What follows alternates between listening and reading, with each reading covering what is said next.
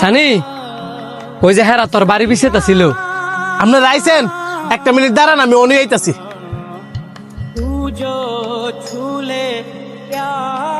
নেন ভাই বোন। এই লোকটা কি আপনার কাছের কেউ?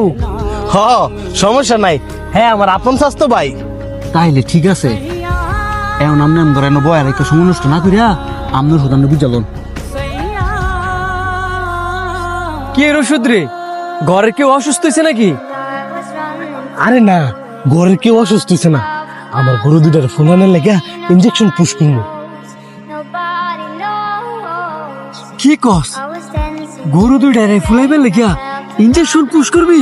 হ, এতে করে আমার অনেকটা লাভ হইব। সাইডে গরু দুইটারে চুরুতে কষ্ট করে বড় কষ্ট ভেজাল ছাড়া আর অনেক কয়টা টেয়ার লোভে ঘুরিয়া গরু দুইটার মধ্যে ইঞ্জেকশন পুশ করবি? আরে এতে ক্ষতির কিছু নাই তো, আর কয়দিন পরেই তো কুরবানি, যাই নিবো, হ্যাঁ তো নিয়ে এটার জবই দিয়ে দিব। ক্ষতি তো তোরই তো না, কারণ তুই তো আর গুস্ত খাইতি না।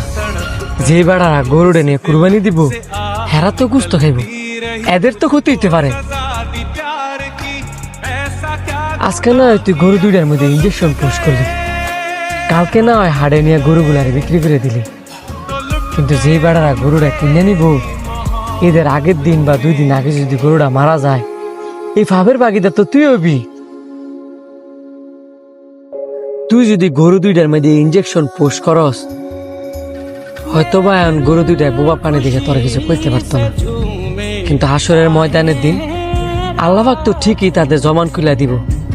তখন গরু দুইটায় কইব, হে আল্লাহ, এই লোভী ব্যক্তি কয়টা টেয়ার লোভের আশায় আমগো শরীরের মধ্যে ইঞ্জেকশন পুশ করছি, আমগোর অনেক কষ্ট হয়েছে, কিন্তু তখন আমরা কিচ্ছু কইতে পারিনি।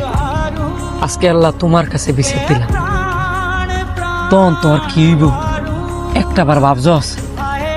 তুই কই থাকবি, তুই সব কি কইতাছস? আর বেড়ার কি গরুর মধ্যে ইঞ্জেকশন দিতেছে না? তাছে বাইক যা। অন্যের ক্ষতি করতে চাইলে ওই ক্ষতি নিজের উপরই করে। কিও তোমার ভাই আবার কি কয়? তুমি কি সিদ্ধান্ত নিছো না আমরা যামু গা? আরে হের কথা